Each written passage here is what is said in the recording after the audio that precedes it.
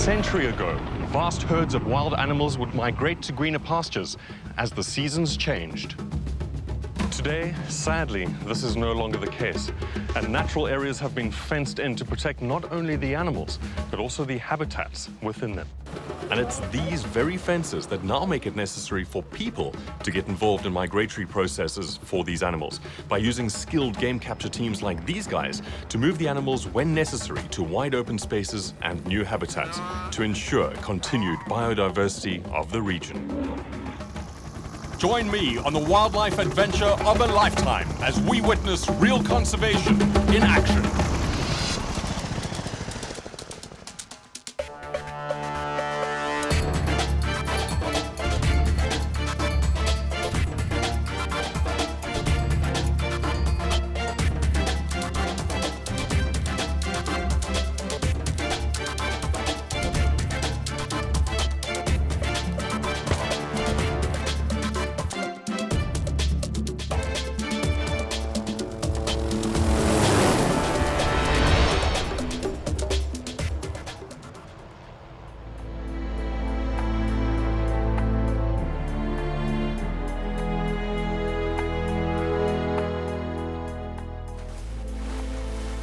Natural migrations used to take place for centuries, where animals would seek greener pastures.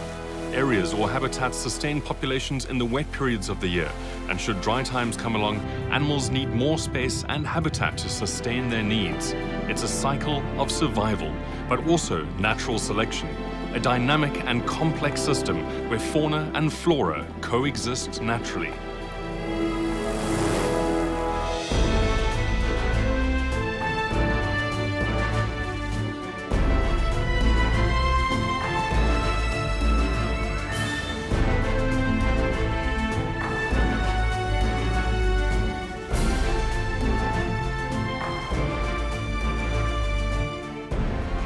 But times have changed, and today man and nature are in direct conflict.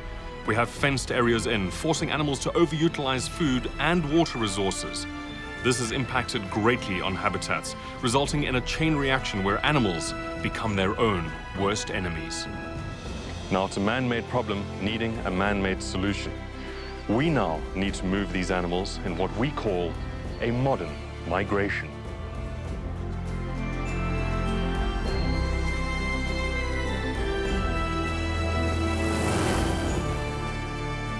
In modern migrations, we will look at the different kinds of capture techniques. We will meet the key role players and experience the thrill of game capture personally.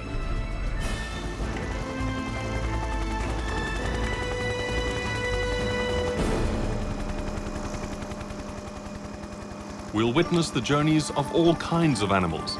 We will become part of the process of locating, driving,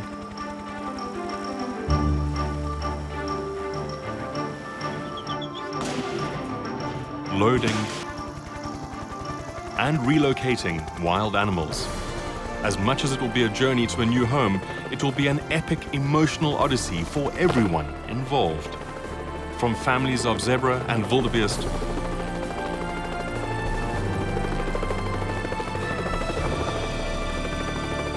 the fragile Impala to the beautiful Waterbuck and Kudu.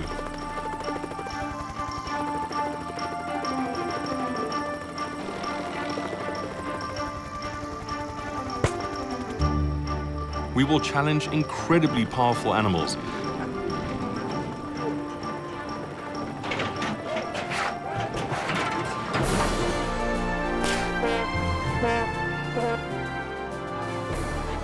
But also master the art of running after tiny, diving antelope.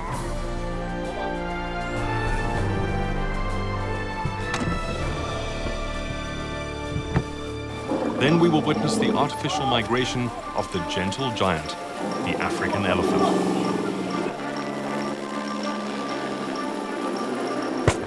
The drama, the rush, the compassion, and the handling of animals in excess of 2 tons.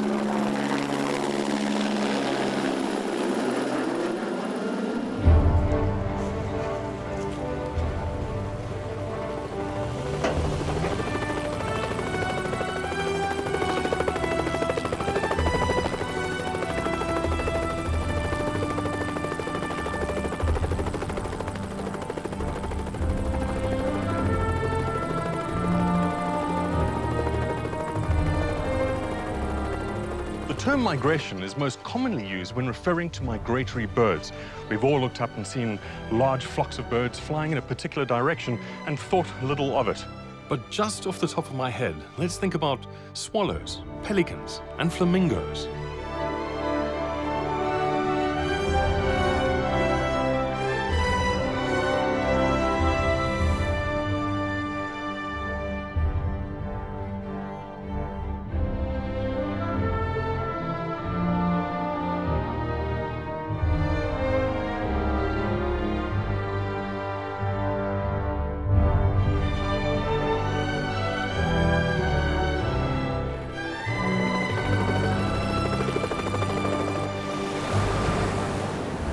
Another internationally renowned long-distance migrator is the sea turtle. Every year, loggerhead and leatherback turtles arrive along the northeastern coast of South Africa. They come ashore, lay their eggs, and then slip back into the sea to continue their long-distance odyssey.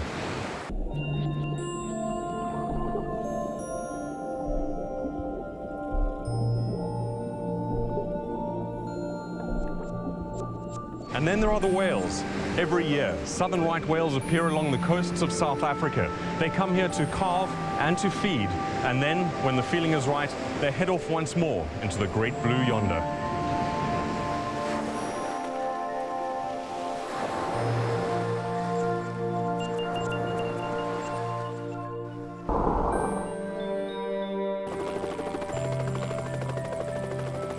And then there are the animals that cannot fly or swim, the ones that are fenced in.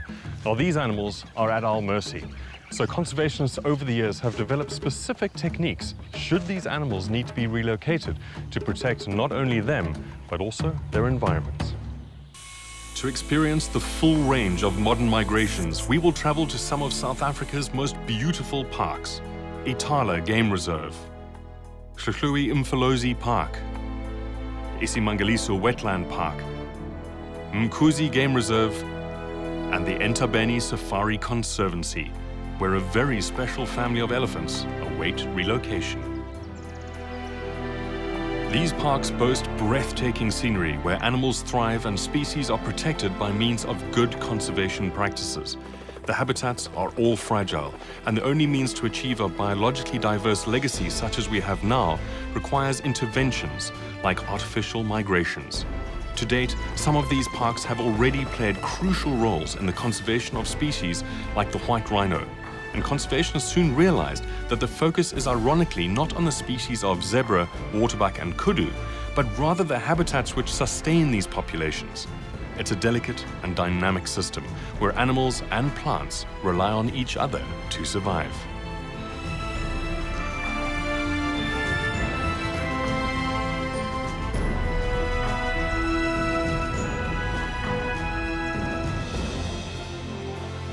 All life forms are influenced to one degree or another by their surroundings, and in the case of wild animals, this statement holds especially true. If one considers that the environment is their life support system, you realize that in the conservation and management of a wildlife park, it is critical to understand the carrying capacity of the area. Now, in simple layman's terms, this means how long can an area of land sustain one animal? And these measurements are normally taken at the worst possible time of year, when food resources are at their most scarce. Next question is then, what do you do when these animals start to reach that carrying capacity? Well, you activate an artificial migration and put conservation into action. We call it game capture and relocation. And for each and every animal, there is a specific method that is used. This structure is called a boma. It's an enclosure that is specifically designed for the temporary housing of wild animals. Should it be either during a relocation process or if they're injured and require subsequent medical attention and observation. It is also the home of the Ezemvelo KZN Wildlife Game Capture Team. And these guys are the preeminent experts in their field. My name is Jeff Cook. I'm the head of game capture for Ezemvelo KZN Wildlife. My main function is the overall management of the game capture unit and the administrative functions attached to that.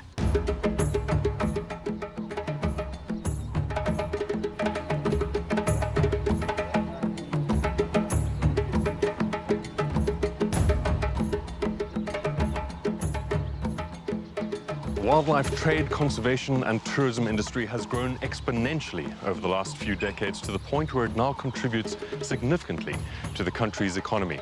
Now, every year, park managers ascertain how many animals need to be relocated, and then the annual game auction kicks off that year's game capture season. Landowners, park wardens and investors come from all over the country. It's a market of a different kind. 350 now. 300,000 then.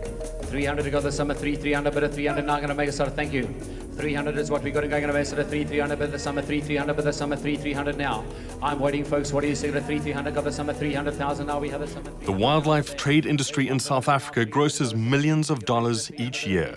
This economic significance highlights the importance of effective conservation in the country. So most of the animals that we sell, we hope will go into breeding stock, to populate new areas. They in turn will then be in a position to sell game, and that just promotes the industry as a whole. Buyers bid on family herds, and by doing so, ensure the purchase of a breeding herd which will adapt more easily to the new environments.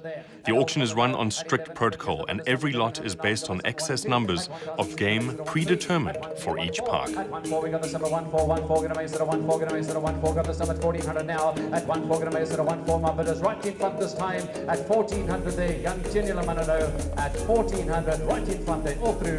At 1-4, all done. It also provides you an opportunity to meet face-to-face with buyers. It's not an impersonal kind of thing where you're dealing with someone over the telephone or through the internet or whatever. You actually have the chance to meet with them, discuss various issues. You can even discuss the habitat and the kind of situations that our animals are likely to go to.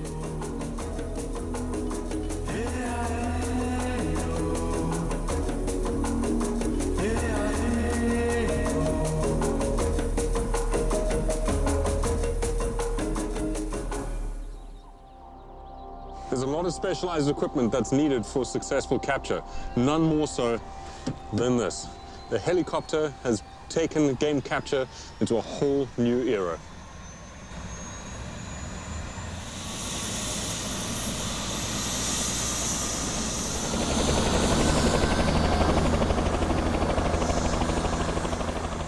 We have quite a long off-season. It's through the hottest periods of the month where, game capture is just not an option. And it involves vehicle maintenance and everyone's just running around preparing basically for the new season. So the minute that chopper starts up, the day that you catch your first rhino, there's a sense of, well, we've started and this is great. Our year starts now.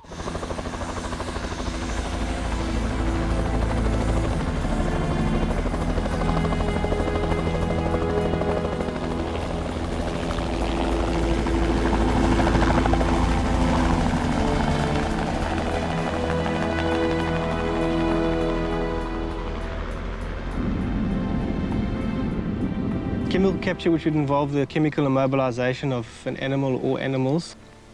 That's normally with your bigger species, rhino, elephant, and so on. By means of a dart fired from a helicopter, which knocks the animals down, immobilizing agents mixed with calming sedatives are administered. This method has taken decades to develop.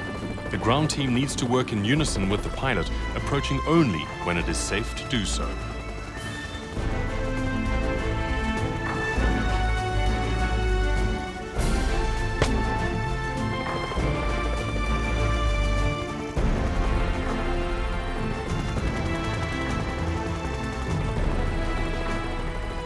There is an element of danger, I suppose, when one's dealing with the larger species.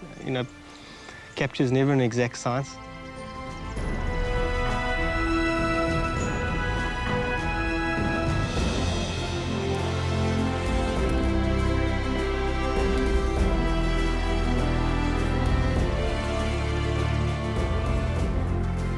The first priority is to blindfold the animal, ultimately reducing its stress. Now the rest of the ground crew arrive and the loading process begins. Painless drilling into the horn made of compressed hair allows the team to insert an identification chip. In less than 5 minutes, this process will be completed.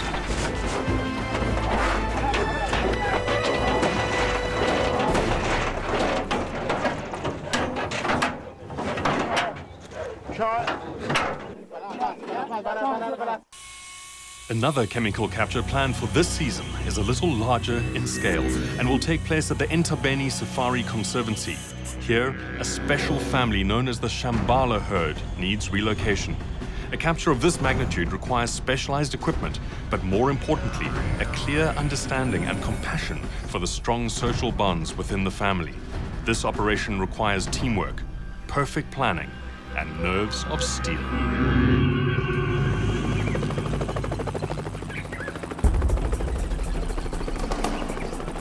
The aim is to immobilize the entire family, all at the same time. It's a race against time to secure each animal and to maintain stress levels as low as possible. This requires a ground crew in excess of 50 people working together, on cue from the vet and the pilot. An immobilizing agent combined with sedative knocks the animals out and calms them down at the same time, applying techniques perfected over years of trial and error.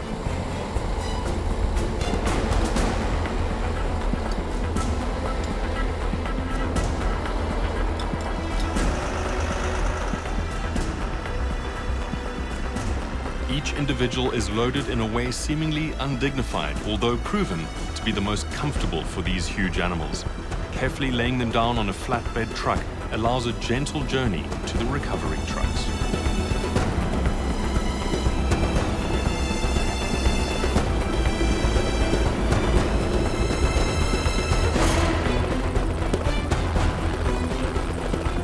In less than 12 hours, the entire Shambhala family arrives safely at their new home.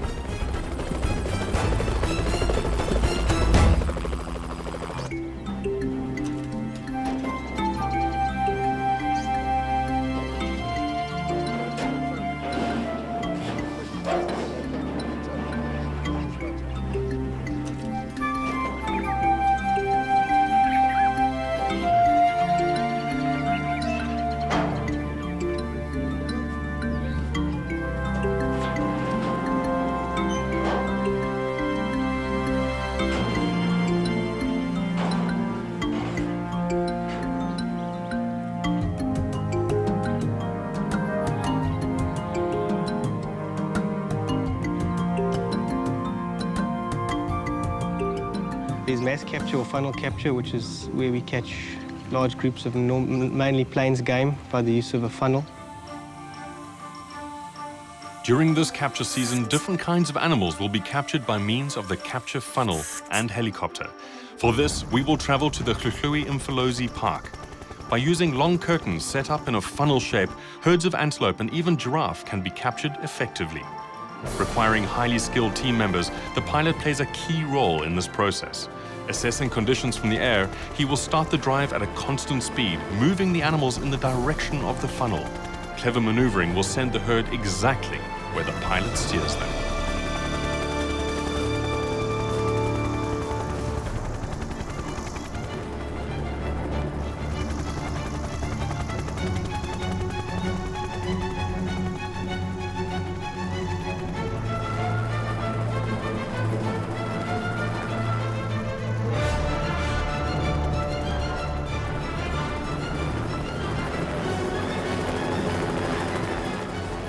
Closing in on the capture site, the pilot pushes in and ensures that the herd enter the capture site before they even notice it. Sequential drawing of the curtains encloses the herd, pushing them forward, where they run directly into the waiting transport trucks. Different species require different approaches, from herds of impala to giraffe, wildebeest, and zebra.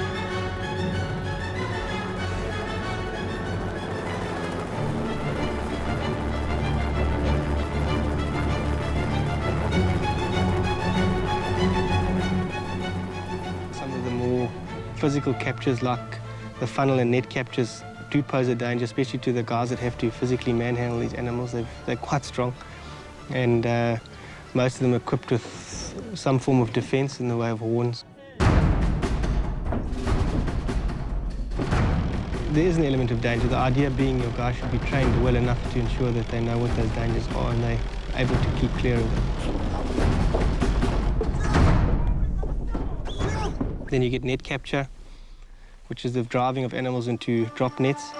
Net captures planned for this capture season take us to the World Heritage Site, the Isimangaliso Wetland Park.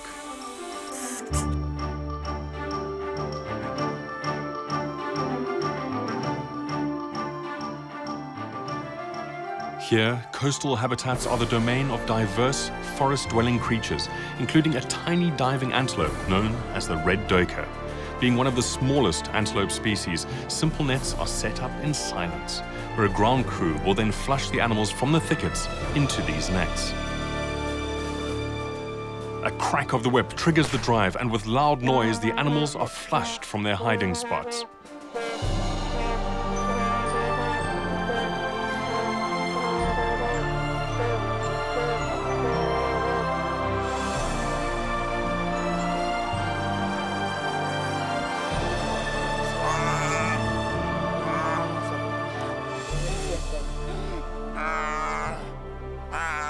There is an element of stress involved in catching animals. It's an unusual, it's an unnatural process that they're subjected to. So there will be stress with any capture operation. The idea being one needs to mitigate and manage that stress as much as possible. And then there are the comical animals for which we will travel to the Impala Game Reserve, the relocation of the warthog.